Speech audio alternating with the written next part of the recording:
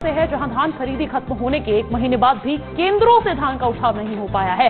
अभी भी 7,000 metric quintal धान केंद्रों में जाम है और जिले में 63 लाख क्विंटल धान की खरीदी हुई थी और 1,19,517 किसानों ने धान बेचा भी था। जिला खाद्य अधिकारी कौशल साहू ने बताया है कि फरवरी तक धान का उठाव करने का लक्ष्य था और अभी 98% से ज्यादा धान का उठाव हो गया है। कुछ धान बचा है, उसका भी 2 से 3 दिनों में उठाव हो जाएगा। हमारे जिले में धान खरीदी बहुत सुचारू रूप से, बहुत अच्छे तरीके से किसानों से धान खरीदी कराई गई थी, जिसमें 6.3 लाख मीट्रिक टन हमारे यहाँ खरीदी हुई थी, जिसमें से ऑलमोस्ट लगभग उठा लिया गया है। 98.7% तो हम लोग उठाव कर लिए हैं। चलिए, अपडेट जानने के लिए प्रकाश साहू सहयोगी जांजगीर से जुड़ गए हैं, सीधा उनका रुख करना चाहूंगी। प्रकाश, धान खरीदी तो खत्म हो गई है, लेकिन बावजूद उसके शिकायत ये मिल रही है कि धान का उठाव ही नहीं हुआ है। पूरा मामला क्या है?